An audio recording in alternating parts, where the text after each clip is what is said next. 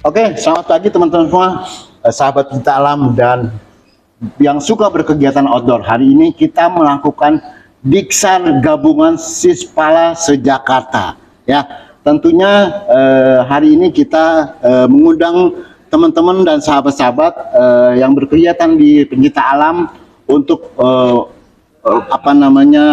bergabung dalam acara ini. Hari ini adalah Diksar yang sifatnya baru sifat teori ya, in class. Nanti di tanggal 20 ya Om Tommy ya, 20 sampai 22 kita baru kegiatan di luar. Nah, untuk lebih jelasnya di sini ada Bang Aji, ada Bang Tommy, ada Bang Dodot, ada Mbak Vita, sorry, mohon maaf. Oke, kita mau minta penjelasan dari Bang Aji nih selaku Ketua FASTA. FASTA adalah Forum Alumni Sispala Jakarta. Oke, silakan Bang Aji.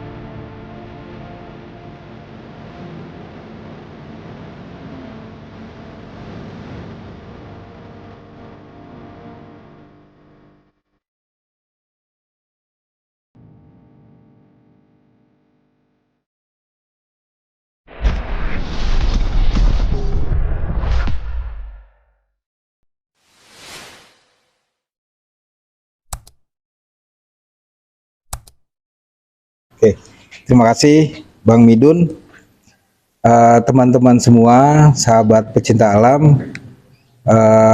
Forum Alumni Sispala Jakarta menginisiasi untuk melakukan sebuah kegiatan pendidikan dasar gabungan Sispala. Nah, kenapa kita membuat kegiatan ini? Lebih pada mengakomodir adik-adik yang tidak punya kesempatan, sekolah-sekolah yang tidak punya kesempatan untuk melakukan kegiatan pendidikan dasar, baik itu secara perencanaan sampai pelaksanaannya. Dan Forum Alumni Sispala Jakarta melakukan kegiatan ini lebih pada dasarnya itu ya tadi, untuk memberikan kesempatan adik-adik untuk belajar melakukan pendidikan dan pelatihan pendidikan dasar tentang pecinta alaman.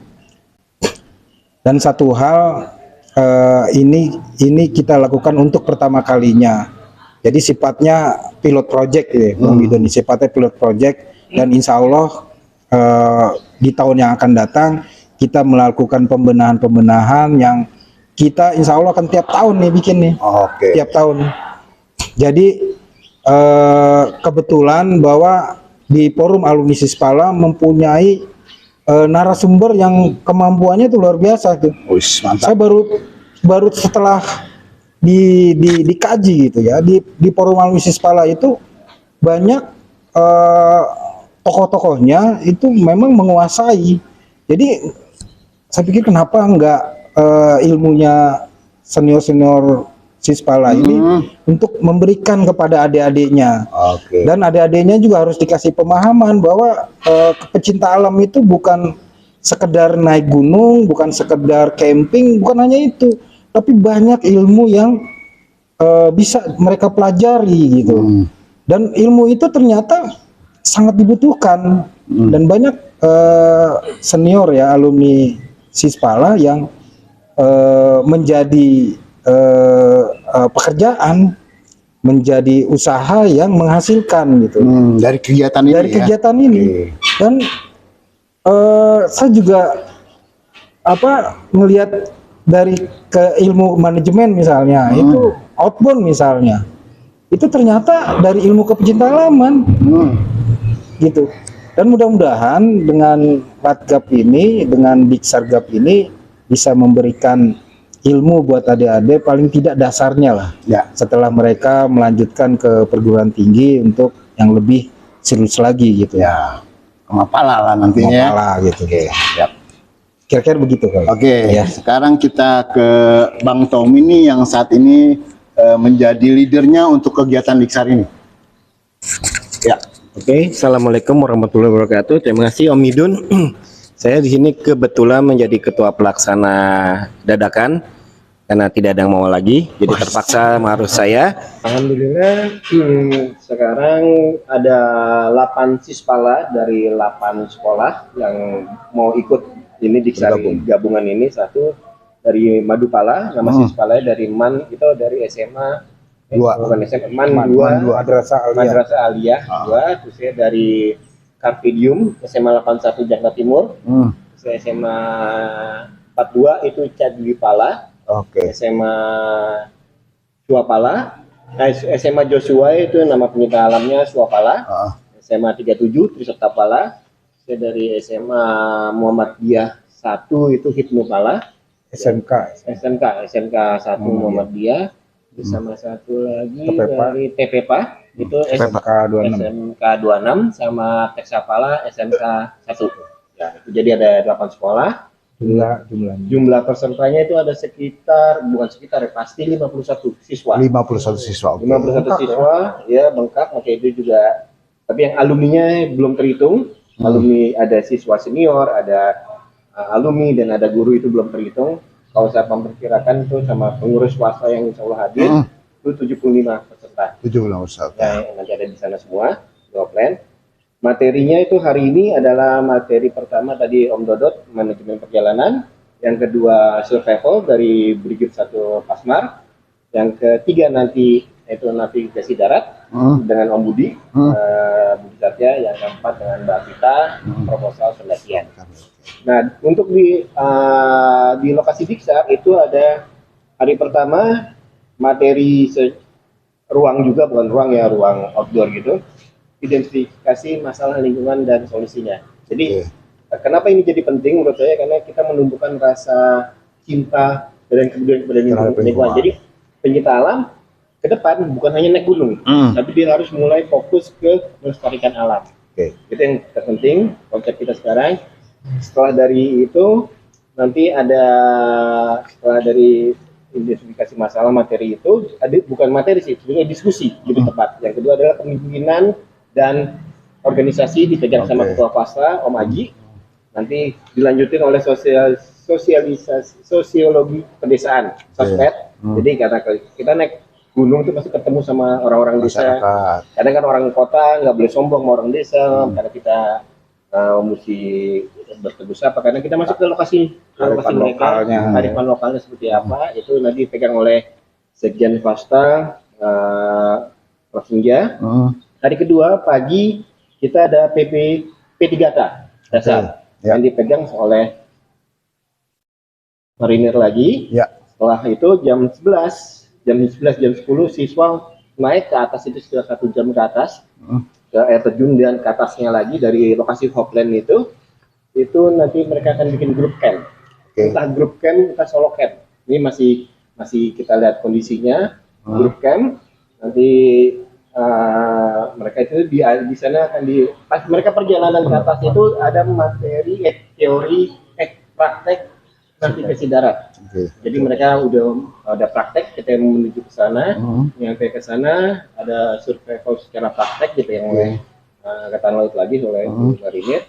Setelah itu mereka akan grup camp sampai besok pagi dan pulang, turun pengukuhan di air terjun, setelah itu pulang. Kegiatan ini kira-kira peserta yang ikut harus mengeluarkan uang berapa? Terus apa aja sih yang dia dapat dari hasil dari yang dia keluarin? Kita menetapkan untuk satu siswa kena 100.000. Ya 100.000 itu untuk transportasi segala macam. Mereka makan logistik bawa sendiri. Karena kalau kita kasih kesannya mereka bukan latihan, tapi mereka kayak piknik. Jadi mereka harus masak, mereka harus mempersiapkan dirinya sendiri, masak nasi mesti bagus, enak dimakan. Dan yang kedua tadi dapat apa aja sih? Dapat apa aja dapat. Nah, jadi sini kita dapat selera pasta. Nah, itu ada di sini itu Diksar gabungan pertama 2022 lambang pasta, formal pasta sama sertifikat. Oh, dapat sertifikat juga.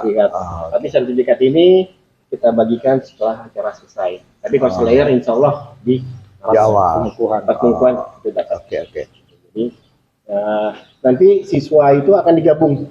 Jadi dari SMA ini. Jadi ketika acara sudah tidak ada lagi namanya Madupala, sudah tidak ada lagi namanya Cadipala, Oke. yang ada hanya satu nama, Sispala Jakarta. Gitu. Jadi mereka akan digabung. Oke. Itu yang thank harapan you, kita, mereka bisa saling kenal dan sosialisasi sama mereka. Ya. Jadi tadi udah dijelaskan oleh Om Aji secara detail. Saya cuma bilang di sini kita materinya materi dasar semua rata-rata. Ah. Jadi kita masih berkonsep bahwa gimana caranya naik gunung yang aman, safety, dan punya pengetahuan. Jadi basicnya seperti itu. Jadi yang kita ajarkan situ karena satu masalah keterbatasan waktu dan kita masih pilot project, masih melihat-lihat. Jadi apa yang dibutuhkan. Jadi dan kebetulan alhamdulillah kita bisa kerjasama sama Brigif 1 Marinir Cilandak yang mereka bersedia membantu kita sebagai pemateri dan semoga itu menjadi langkah awal yang bagus untuk di kemudian hari. Sip. Oke. Terima kasih Bang Widu. Berarti nanti ada pendidikan yang tingkat lanjutan dan tingkat tinggi kali ya? Ya, kita rencanakan ada untuk angkatan ini kita bikin ada diklat lanjutan khusus angkatan ini aja. Tapi nanti kalau untuk angkatan tahun depan kita akan bikin waktunya lebih lama, lebih komplit.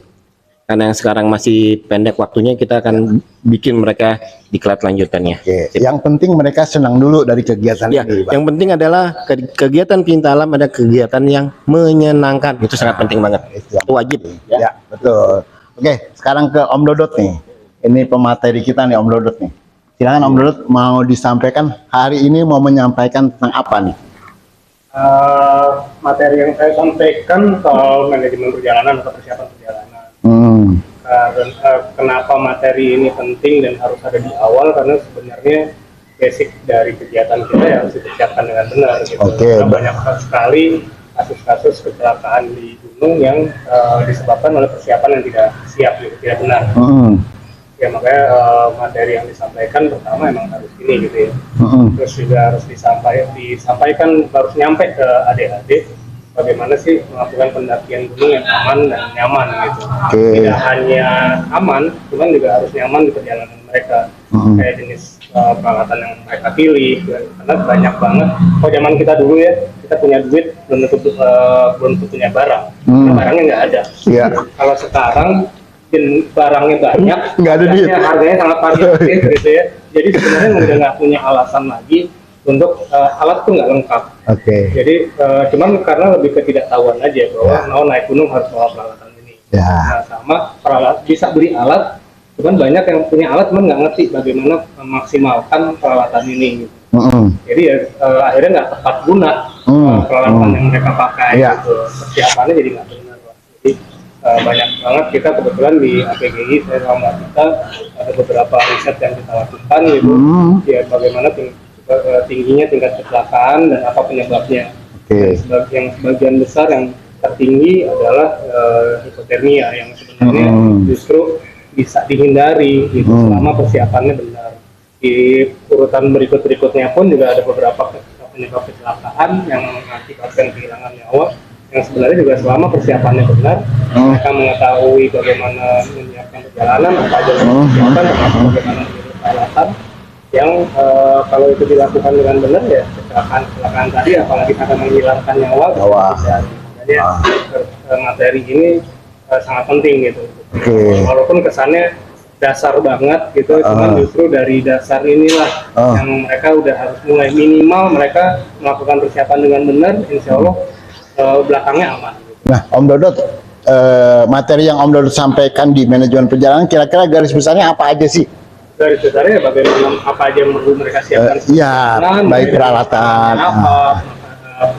Persiapan fisiknya gimana, terus jenis alat yang harus dibawa kayak apa, karena kan kayak naik gunung 2 hari sama naik gunung 5 hari pasti beda. Gitu. Apalagi naik gunung sama arung jeram pasti akan beda.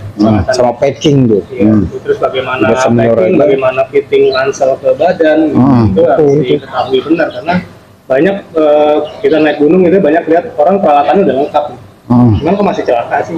Ya karena peralatan lengkap tidak menjamin keselamatan kalau dia tidak mengenali bagaimana menggunakan peralatan yang dia pakai gitu, atau menggunakan barang-barang yang mereka bawa, bahkan Iya. bahan makanan lengkap, masaknya nggak bisa. Gimana? Kan juga sama aja bohong gitu. Jadi Oke. semuanya disiapkan dengan baik. Jadi di dalam manajemen perjalanan itu bukan cuma peralatan yang bakal kita bawa, tentunya juga mereka juga harus tahu literatur tentang suatu medan yang bakal kita Betul, tempuh. itu makanya kan di awal harus ada riset dulu. Ketika mereka memutuskan, oke saya mau naik gunung A, Ya. kemudian harus ada langkah awalnya dari riset dulu, riset gunung Betul. ini seperti apa. Ya. Kemudian dari riset itu mempengaruhi alat yang dibawa, makanan Betul. yang dibawa, Ya. persiapan fisik yang dibutuhkan. Iya, tentunya kalau kita udah umur-umur begini pakai porter ya. Tadi dia udah ada. Ya, terima kasih Om Dodot atas penjelasannya. Nah, ini Mbak Vita yang mau mengupas hari ini apa yang mau disampaikan Mbak Vita? Oke. Makasih banget nih kesempatannya, kita udah lama jarang ketemu Dodot aja, udah lama banget. Hari ini aku dikasih kesempatan untuk memberikan materi tentang pembuatan proposal. Oke. Jadi orang boleh berwacana, peralatan boleh lengkap, nggak akan berangkat kalau proposalnya nggak kuat. Tuh, jadi kita mau ngajak adik-adik nih, adik-adik buat teman-teman, adik-adik, Adik-adik ya. anak-anak. Kita mau ngajak adik-adik kita ini untuk mencoba membuat proposal yang bisa lebih meyakinkan. Jadi udah bukan proposal 17-an lagi nanti yang Oke. Jadi disesuaikan dengan era yang ada, proposal yang dibuat seperti tadi bilang sudah harus terperinci dengan riset yang sudah dilakukan sebelum melakukan perjalanan. Perjalanan apapun lah ya, gunung, arung jeram, lagi sih, buah, gitu ya, camping, tebing, gitu. Jadi semuanya itu yang bisa jalan kalau dia punya proposal yang kuat, sehingga pertama perizinan bisa dapat, pendanaan bisa dapat. Kalau enggak itu hanya akan menjadi wacana aja.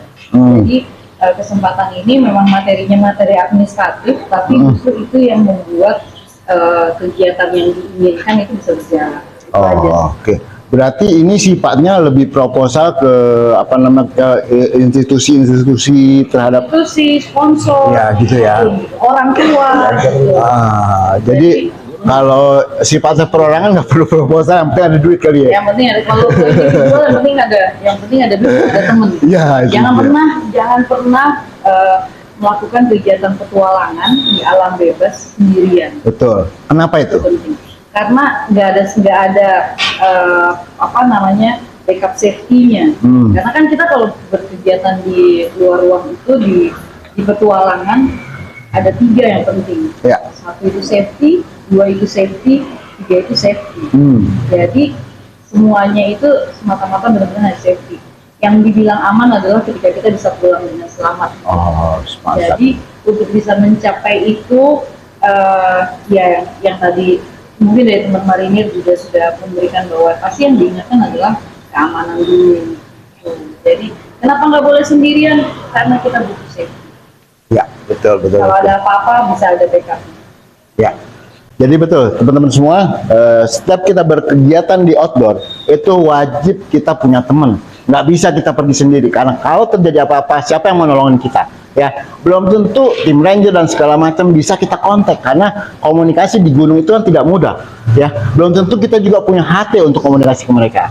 Oke teman-teman semua, mudah-mudahan hari ini pelajaran-pelajaran di dalam kelas ini bisa bermanfaat untuk teman-teman semua pencinta alam, pencinta kegiatan outdoor, untuk kalian gunakan baik sendiri maupun keluarga kalian. Oke, kita nantikan di mana tempatnya Bang? Hopland. Hopland ya, Cijeruk. 20 sampai tanggal 22. Oke, tanggal 20 sampai tanggal 22. Oke teman-teman semua, terima kasih. Salam pencinta alam.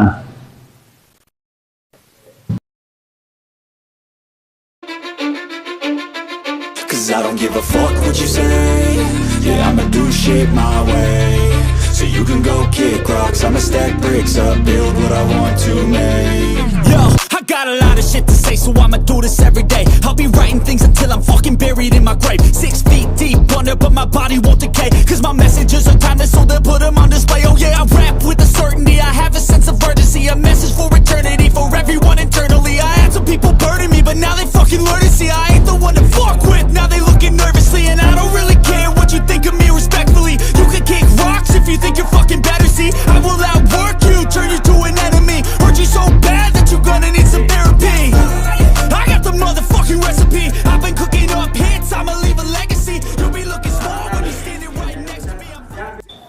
Perkenalkan, di sini kami Sersan Mayor Marinir Khalid dari Batalion Infanteri 6 Marinir Cilandak, Jakarta.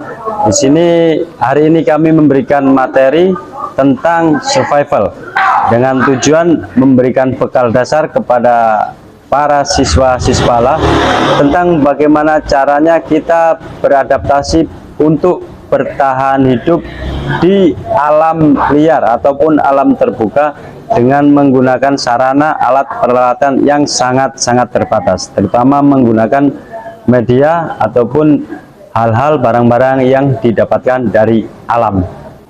Baik, untuk survive di alam terbuka, yang jelas yang pertama adalah alat untuk mempertahankan diri. Dalam hal ini pisau kecil minimal harus dibawa. Baik, kita di sini karena kita siapkan, berarti kita harus membawa ponco ataupun jas hujan.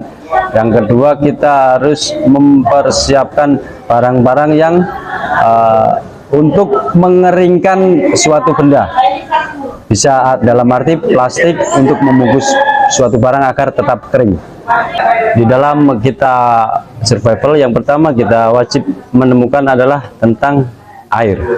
Manusia bisa hidup 3-4 hari tanpa makanan asalkan di situ ada bisa mendapatkan air. Nah, di sini kita menggunakan teknik mencari air dengan memanfaatkan media lumut. Ya, kita cari lumut sebanyak mungkin, kita akan peras, kita akan ambil, kita tampung dalam suatu wadah air tersebut. Setelah itu kita akan saring dengan menggunakan media, pasir, batu, rumput. Dan terakhir kita pergunakan kaos kita, terutama yang terbuat dari bahan katun, untuk menyaring air tersebut agar lebih layak untuk dikonsumsi. Akan tetapi lebih baik lagi setelah proses air tersebut kita saring adalah ada satu proses yang dinamakan proses pemasakan. Itu akan lebih safety lagi. Terkait makanan apa Mas yang bisa dimanfaatkan di hutan? Lebih banyak kita akan menemukan yang pertama daun-daunan, yang kedua jamur, ada beberapa macam. Lanjut yang ketiga, kita untuk memenuhi karbo lebih baik kita mencari umbi-umbian.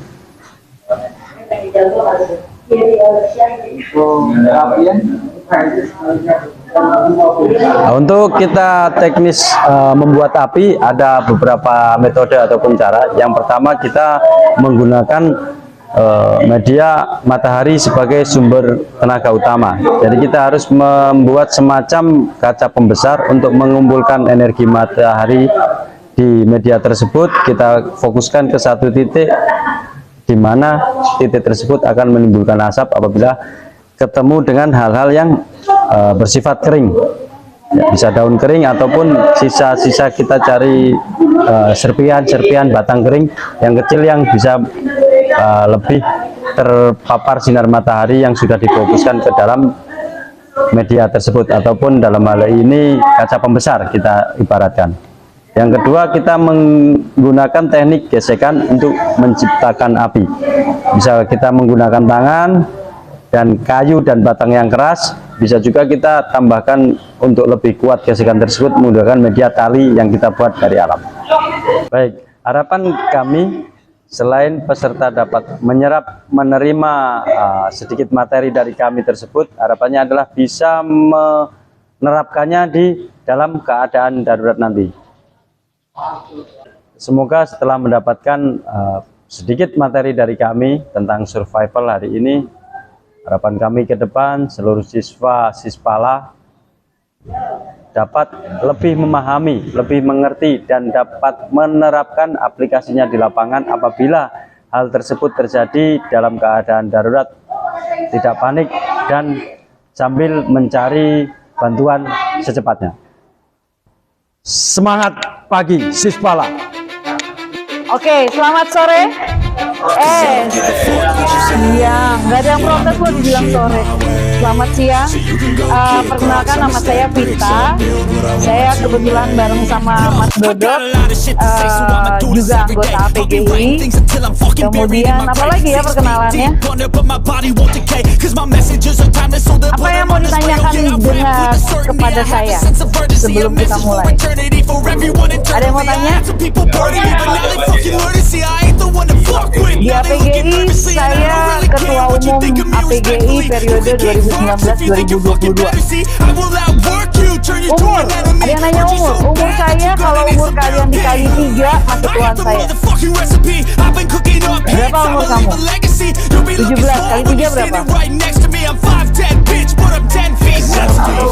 51 masih tuan saya pokoknya. So you can go kick rocks, I'ma stack bricks and build what I want to make. 'Cause I don't give a fuck what you say. Yeah, I'ma do shit my way. So you can go kick rocks, I'ma stack bricks and build what I want to make. Yeah, I'ma do it my way. Jadi dalam bernavigasi itu ada perlengkapan yang kalian harus ingat, yang harus kalian bawa. Salah satunya peta yang kalian pegang. Peta topografi.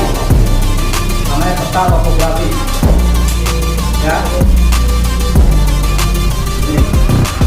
I can't contain it, I'm coming out with a statement. You really changed me, I'm on the music and arrangement. You won't know shit, shut your mouth, you can save it. I'm the same dude that got his come up from the basement. 100 songs, 100 weeks, didn't change it. Experiments, development, intelligence, and patience. I'll do it all again, cause I never feel complacent. Let's get the good vibes, positivity's contagious. I'm never looking back, cause I made a life that's passionate. A college graduate suppressing all his talents, yeah. He found a way to go and change, become an advocate. For taking control of your life, go out and battle. And you think you have a dream, then act on it. Get after it, get out your head and fucking capture it. You got one life to master it. Don't give Selamat up sore, on your saya Budi future. Satya. Saya salah satu pemateri di latihan gabungan Sismala DKI Jakarta yang dilakukan di salah satu sekolah di DKI. Saya memberikan materi navigasi yang salah satu materi yang penting diketahui salah untuk peserta di kelas ini agar mereka dapat mengefisienkan pergerakan di lapangan serta meminimalkan kesalahan atau kecelakaan di lapangan. Terima kasih.